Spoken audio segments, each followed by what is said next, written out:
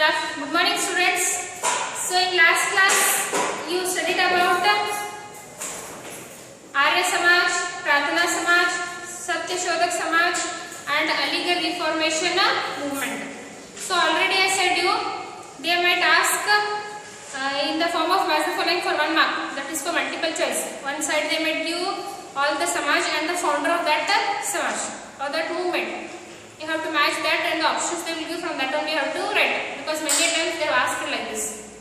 So today we shall study another movement, that is Ramakrishna Mission or Ramakrishna Mutt. So this Ramakrishna Mission was started by Vivekananda. Understood? So what were its aims or what were its features and all we shall see. Ramakrishna Mission has provided a unique contribution to India's spiritual growth, nationalistic awareness and cultural development. Swami Vivekananda founded Ramakrishna Mission at Belur near Calcutta in 1897. Ramakrishna Mutt was established at Mayavati near Almora of Uttaranchal. So see here, this Ramakrishna Mission, it was founded by Vivekananda in 1897. Understood? Where? At Belur, which is near Calcutta. And next, Ramakrishna Mutt is at Almora of Uttaranchal. So this Ramakrishna Mission, it gave new spirit to the Indians, especially the youth, and also nationalistic awareness. Understood? Means one nation, unity and all.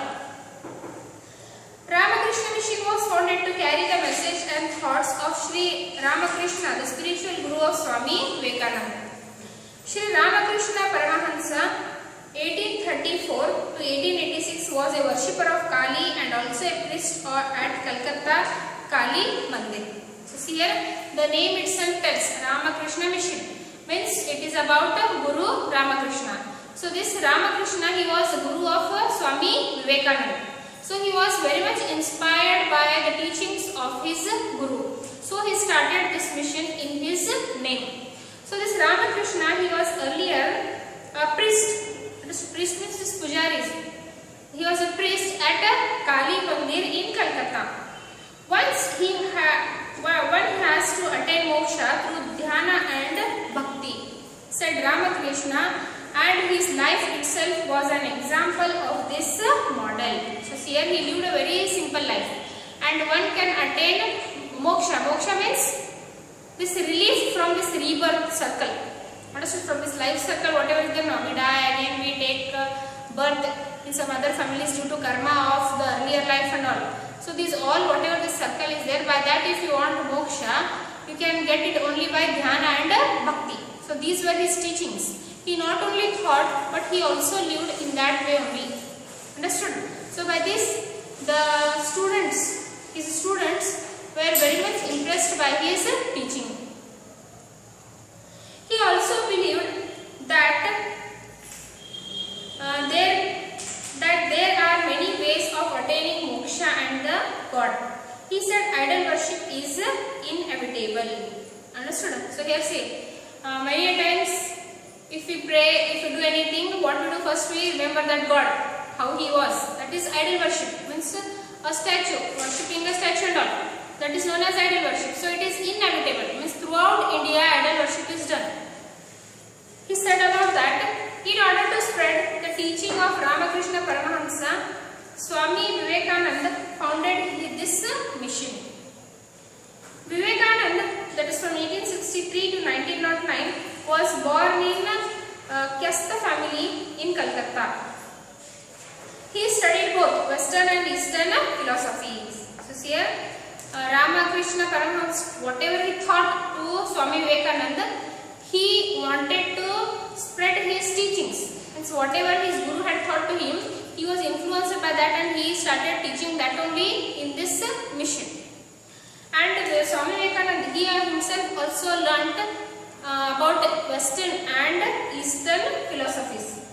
After studying the Indian philosophy from different perspectives, he started preaching the importance of Indian philosophy to Indians as well as Westerns. So see, he not only studied Western and Eastern philosophy, but also he studied Indian philosophy. So studied Indian philosophy. After studying, what he did, he saw it from this different perspective, means from different points of view. He observed it and he thought, and also he came to know the value of Indian philosophy and started teaching about Indian philosophy to the Western countries. He roamed around India for about 5 years after the death of his guru. Due to this, he could understand the social reality of life. He worked to establish a casteless society as he could see that the society was deeply involved with caste-based discrimination. So here, after death of his guru, that is after death of Ramakrishna Paramahamsa, he roamed throughout India for 5 years. Already he had studied Indian philosophy, but only studying and gaining knowledge is not important, but practically you should know what the situation is, what the condition is. You should understand it. Then only you will be able to teach your teaching. So simply going and telling is not an important thing. First you should understand, and based on the thing it is there, based on that only you should teach. So when he roamed for about 5 years throughout India, he came to know what all is condition is there in India, means what all the social problems, the religious problems, he came to know. And he also knew that there is a lot of discrimination based on religion in Indian society.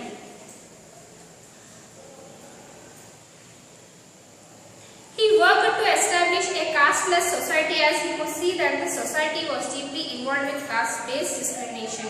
He also noticed exploitation, poverty, illiteracy and division among the Indians. Vivekananda believed that people should be educated first and then they themselves seek reformation. So here, first of all he came to know that there is a lot of discrimination based on religion. Means caste discrimination is there. That is a main problem. And with that also illiteracy. Understood? The girls, they were not at all educated, and the boys, they were educated but not up to the higher education they could not get. And many were there who were still illiterate. So illiteracy was a problem, and poverty, and also exploitation. Exploitation is the Britishers, how they exploited Indians and also the farmers in the same way, misusing. So exploitation, poverty, illiteracy, caste discrimination, these all are the problems. So he said that education is very important. Why? Because if education is there, at that time what will happen? You will gain knowledge. How you will gain knowledge? By reading the different literature, reading different books about knowing philosophy and all. You will gain knowledge. When you will gain knowledge, automatically what will happen? You will know what is good, what is bad, what should be followed, what should be left and all. So by this what happened, the solution for this all thing is being educated. Education is very important. At that time, we by ourselves only we will change our life. He wanted legal institutions to implement appropriate rules to support reformation. He also wanted people to stop following the Western ideals blindly. He believed it is the duty of the religion to provide light. Without the religion, it itself is of no use, declared Vivekananda. So here, Vivekananda, what he wanted, simply don't just believe blindly the other Western culture or any other thing. First you should think, if somebody says you do this, or our ancestors are following that, then I also should follow that. Nothing like that. Understood? First you should know what it is. After knowing that, you should analyze it. Is it good or is it bad? Are there any problems created by this in the society or no? You should know that all and you should follow it. Simply just blindly don't follow anything. By this what will happen? What you are doing, your religion only will be of no use. The one who responds to the poor is Mahatma and the one who doesn't is Duratma. Understood? He opposed caste system, untouchability and the ideas of supremacy based on caste system. So he said, one who helps the poor. One who helps the poor is Mahatma. Mahatma means great person. And one who doesn't help the poor is Duratma. Duratma means a bad person. understood, who don't have any moral values and all, moral character and all. So he differentiated people along this way. And he also did not believe in caste system. He said that the society how it should be casteless, means we should not differentiate among ourselves based on caste. We should take the humanity to such a place where there are no Quran, Vedas and Bible. Still we need to attain this by attaining unity among Quran, Vedas and Bible. In our country there is a need for unity between Hindu and Islam. A Vedic mind is Islamic body is the only path of progress. Swami Vivekananda's work, Series 7, Volume 238. So here he said that the Muslims, Christians and the Hindus, whatever the differentiation is there based on a religion or caste system like Quran, Bible and Vedas, whatever we are differentiating, this should not happen. Understood? You should take all and go through. Understood? You should follow all the things. All what they tell, don't fight, be a good person to all, help each other. Understood? It tells more about moral values, it tells more about philosophy. Understood? This was said by Vivekananda.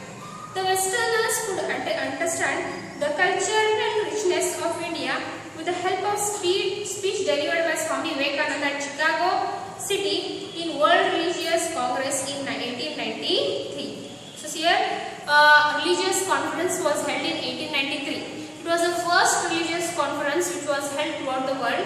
So in this Vivekananda he participated, and whatever speech he delivered, by that we know that how much knowledge he had and what he wanted, we can come to know. And each and everyone who attended that speech were impressed by his speech. He attracted the attention of the listeners while speaking at Congress of Religion held at Paris in 1900. The next again one conference was held at Paris in 1900. There also many people were attracted by his speech. His speeches mirror his nationalist ideas. Interestingly, he had visited Mysore before his visit to Chicago as a guest of Chamaraj Wadeyar Tent. Here, whatever he spoke such a nicely that person who would hear it, it would reach him. He could understand what he wanted to tell and how nicely he said. So before attending the World Religious Conference in Chicago, he was a guest of Chamaraj Wadeyar Tent in Mysore. As per the suggestions of Swami Vivekananda, Chamaraj Wadeyar Tent started schools for untouchable children. Swami Vivekananda wrote books on Jnana Yoga, Raja Yoga, Karma Yoga and Bhakti Yoga. His thoughts provided impetus to freedom struggle, and he asserted the freedom includes social equality also. Yes, Chamaraj Wadeyar on his saying, that is on the saying of Swami Vivekananda, he started school for untouchables also. And also Swami Vivekananda wrote different books. By reading those books, the young generation, understood, the young generation, they would get impetus. Impetus is they would be encouraged, they would be motivated for the freedom struggle. Understood? So this much is about Ramakrishna mission. He also says here, only attaining freedom is not important, but also there should be social equality. Whatever the inequality, whatever the disunity is there in our society, it should be removed. So this much is about Ramakrishna mission. So next one is Theosophical Society, which was started in 1886. So here this Theosophical Society, earlier it was founded by Madame Blavatsky, but later on in India it was spread by Annie Besant. So here Theosophical Society, this society was basically founded by Madame Blavatsky and Colonel H.S. Olcott. Understood? Blavatsky and Colonel H.S. Olcott. They came to Adair near Madras and established the head office of Theosophical Society in 1886. Understood? So these both, Madame Blavatsky and H.S. Olcott, they both came to Adair near Madras, and there they started this head office of Theosophical Society in 1886. The main aim of the society was to do a comparative study of various religions, philosophies and sciences. Understood? Different religions are there, their own scriptures are there, their own features are there, aspects are there of those religions. So the main Theosophical Society was comparing what this religion says, what are its aspects, what the other religion say, what are its aspects, then what again the next religion say, what are its aspects. So here comparing comparative study, what does all the religions say, what is their main intention and all, and also about sciences, understood, philosophies and science. Another goal was to discover the indomitable spirit hidden in the human. It declared that universal brotherhood is important. Indomitable spirit. Indomitable spirit means we have a spirit, we have some confidence level, we know, I know how much I can do, what I can do. Other person can't tell about me. So here that is called as indomitable spirit, means bringing that spirit out of the young generation to fight against the colony, to fight against the administration of the British, and also to remove the maladies from our society. Understood? So here it encouraged the people of India, and also it said that attaining universal brotherhood means we all how they should be treated as the brothers are treated. Understood? As we treat our brothers means how in the family members will be, we should be like that. We should not treat badly among ourselves in our society. The society took its basic principles from Hindu sacred scriptures like Veda, Upanishads, Sankhya Yoga and Vedanta philosophy and spread these basic principles. So Theosophical Society, it took many things from all the books like Upanishads, Vedas, Sankhya Yoga and Vedanta philosophy and spread its philosophy. It took a little bit from everything and started its own philosophy. The society attempted to find solutions to present problems by studying the ancient Indian thoughts, philosophies and theoretical ideals. Hence, the society basically tried for the reformation of Hindu religion. Interestingly, foreigners took more interest in this process. See, a Theosophical Society, it had its own ideas.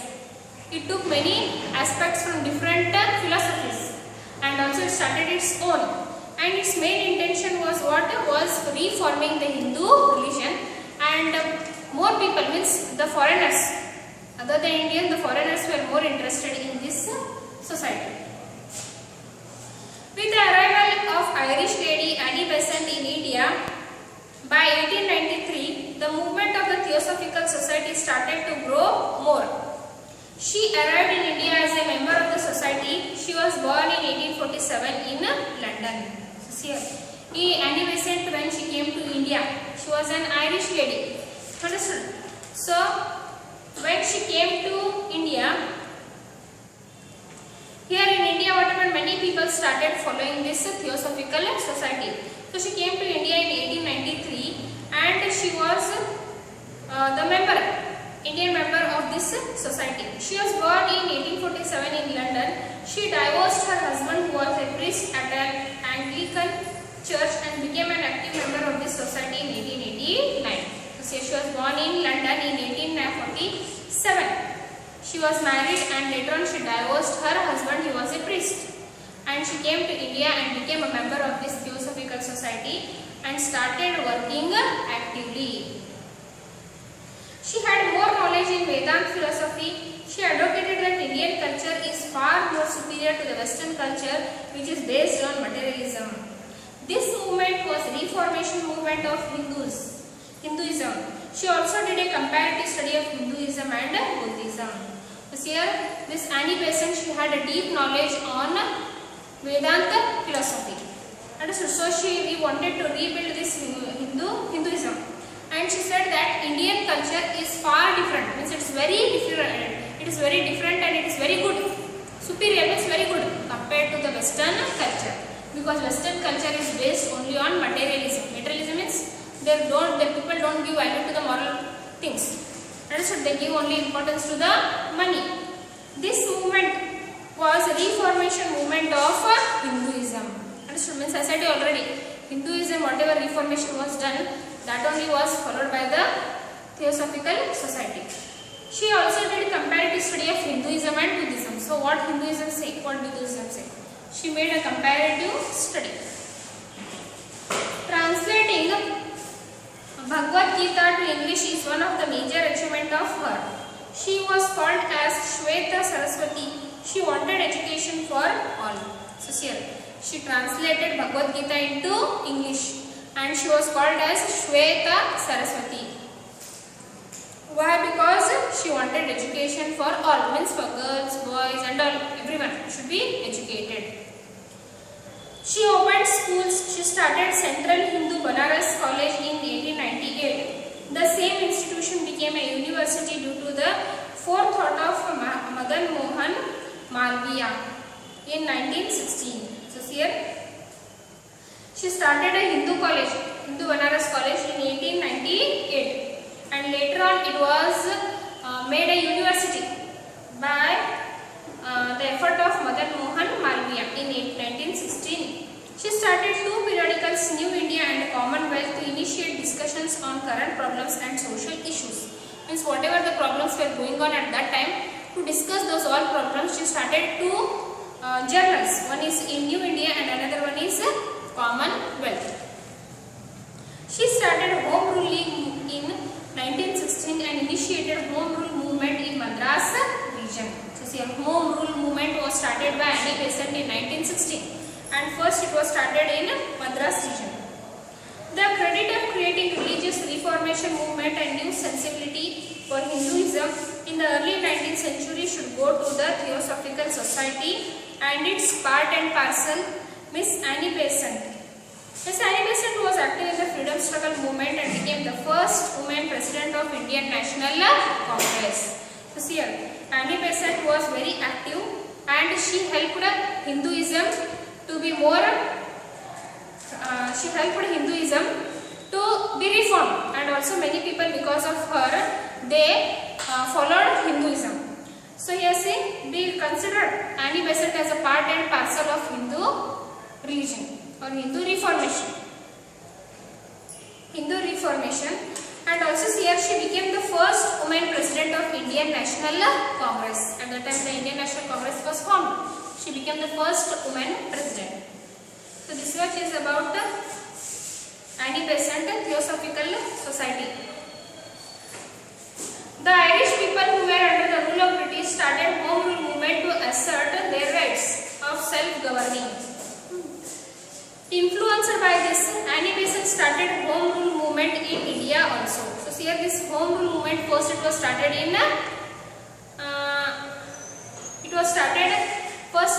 by the Irish people. So here see, home rule means self-governing. Self-governing means our country and we only should be its rulers, not the some other people. So it gave more motivation, more encouragement for independence. Understood? We should get freedom. We should be free from the clutches of the British. So the same thing she started in India. Two home rule movements were in existence in India by 1916. One movement based itself in Pune and covered areas like Maharashtra, Central Provinces, Bihar region and northern part of present of Karnataka under the leadership of Tilak. Another home rule movement was based on Madras under the leadership of Annie Besant. So here there were two home rule movements in India. One was at Pune, which was under Bal Gangadhar Tilak, and another was in Madras it was headed by Annie Besant. Tilak ran periodicals like Maratha and Kesari, whereas Annie Besant ran periodicals like New India, Commonwealth and Young India. Understood? So this much is about Theosophical Society and Home Rule Movement. Next is Sri Narayana Dharma Paripalana Yojana. Understood? So it was started in Kerala in 1903, that is in 1903. Sri Narayana Guru started Reformation movement in 1903. This started Iruvu of Kerala. So it was started in Iruvu of Kerala. This movement aimed at strengthening the backward and exploited communities. Narayana Guru, 1854 to 1928, and his companions Dr. Kalpu and Kumar see here, this Shri Narayana Dharma Paripalana Yogam, this was started in Kerala, that is in Iruvu of Kerala, and it was the main intention of this movement was to treat equally the lower caste people, that is the untouchables. And next here, Dr. Palpu and Kumarana Asan, they helped under their leadership. What happened? This movement, it became more successful. The caste differences were too much in Kerala and there were many prohibitions in place. During that period, all were not allowed to use facilities like tanks and roads. They were barred from wearing footwear. The restrictions were there on women's dress also. So here in Kerala at that time what happened? There was a lot of caste system. There was more inequality based on religion in Kerala. So this Shri Narayana Guru, he wanted to remove this all thing, this all untouchability, the inequality in caste system and all. And also see here, there were many prohibitions, like about tanks, roads and all. The untouchables, they should not go to the roads where the touchables go. And the tanks which the touchables use, the untouchables were not allowed to take water from those all tanks. So there were many like this, many problems. And also they were barred from wearing the footwears. The untouchables, they should not at all wear footwears. Restrictions were there on women's dress also. These communities had to live without basic human rights. You see here, only not untouchables but women also, they faced a lot of problems. Regarding the dress, many issues were there, many restrictions were there. And also they did not get any human rights. Human rights means self-respect, independence and all. That is called as human rights. Equality, self-respect, independence. In order to address this issue, Shri Narayana Guru started Dharma Paripalana Yogam movement. So in Kerala, condition was like this. The women had many restrictions, the untouchables, they faced a lot of problems. So to remove these all things, Shri Narayana Guru, he started this movement in Kerala. One caste, one religion and one God for human beings was the basic idea of Shri Narayana Guru. What he said? One caste, one religion and one God for human beings. Understood? Different people, they should not have different gods. There is only one God. Education is the only path to achieve this, he declared. He built temples for the backward communities as they were denied entry into temples. So here he said, when we can live with unity, when we can treat all the people equally, when we get more education. Understood? When we get education, when we will study, when we will read the literature, when we know about philosophy, at that time what will happen? We can treat all the people equally. Who said this? Shri Narayana Guru. So he stressed more on education. Narayana Guru and his companions started Vaikom movement, a temple entry movement in 1924. So see here, Narayana Guru and his followers, they started Vaikom movement. Vaikom movement means the untouchables, they were not allowed to enter the temple. So by this movement, what happened? The untouchables were allowed to enter this temple in 1924. Gandhiji and Periyar, the architect of self-respect movement, participated in this. So next you will study about the another reformer, that is Periyar. So Gandhiji and Periyar, they both helped and under their both participated in this movement. The temple entry of Guru Vayur temple was a major incident. Understood? Another movement took place. That is the temple entry of Guruvayur. That also is considered to be as very important or a major incident. So this much is about Shri Narayana Guru. Next is Periyar.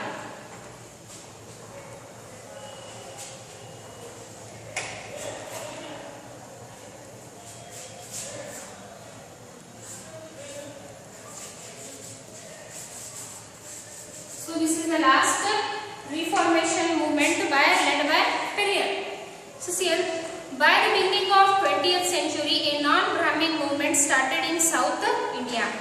The majority non-Brahmins lodged agitations demanding representation in government sector as per their population. So here, that is in 20th century, this movement was led by the non-Brahmins. Means other than Brahmins, the different caste peoples were there, no? They led this movement. understood why it was led? Because they wanted to participate in the formation of the government. It became a major movement in many states like Karnataka later. The non-Brahminical communities opposed restrictions against them. This was possible due to the English education. Understood? So here this movement became a major in Karnataka also. It was spread in Karnataka also. And the movement, it was led mainly by the non-Brahmins. And their main intention, what it was, what all the problems they faced, they wanted that this all inequality should be removed from the society. And it was only possible due to English education. The census reports published after 1870s provided a picture of their population. The Justice Party started in 1916, continued the movement in Tamil Nadu. So here, according to a census report, in 1870, the population of the non-Brahmins who made this movement, it was known. And also they started a party known as the Justice Party, which was started in 1916. And this movement, it also continued in Tamil Nadu. From Karnataka it went to Tamil Nadu. Almost in southern area of India, it was done. This movement by Periyar. Non-Brahmin movement took a new shape under the Justice Party. So they gave a name, that is Justice Party, to their party, and under this name it achieved more. This became more radical self-respect movement led by E.V. Ramaswamy Naikar became a new force. So here self-respect movement, again it was led by E.V. Narayan Swamy Naikar. Understood? Self-respect movement was led by E.V. Ramaswamy Naikar. And later on here, Ramaswamy, who came out of Congress in 1925, started Self-Respect League in 1926. So Indian Congress was there, and in that E.V. Ramaswamy was a member. But later on he came out of Congress and he formed his own party, that is Self-Respect Party, in 1926. He was called Periyar out of law by people. So E.V. Ramaswamy means what? Periyar only. Periyar means out of by the people. Due to love on him, they called him as Periyar. Periyar means a senior person. How we give respect to the seniors, to our elders, the people also give respect to him. Instead of calling by name, they called him as Periyar. Periyar was born in Erode to a rich family. He believed that Congress is in favor of Varna system and started a new movement based on Dravida radical identity. So Periyar was born in an Erode family. Erode, rich family. He was born in a rich family. And the reason why he came out of Congress was he thought that the Congress is following the Varna system. Understood? So he didn't wanted that. He didn't wanted caste to bring in the party and all, in the society and all. So he left Congress and he started his own party, and it was based on Dravid racial identity. He rejected the racial supremacy in the name Arya and Brahmin. He said Tamil is the language of Dravidians. So here he did not differentiate people among the Brahmins, the non-Brahmins, Arya and all. But he said that we are Dravidians, and he stressed more on Tamil language. He opposed Sanskrit language and literature. So he opposed Sanskrit language and also Sanskrit literature. He also rejected Rama as the Vedic leader and accepted Ravana as the Dravidian leader. Angered by a bad experience at Banaras, he converted Sanskrit Rama and Ravana as cultural ideals and patronized Ravana. So here an incident which had took place in Banaras. By that, what happened? He made Ravana as his, he accepted Ravana as Vedic leader instead of Rama. We all worship Rama, we all say that he is the leader of Vedic period. But he said that Ravana is a leader of Vedic period instead of Rama. And also he did not believe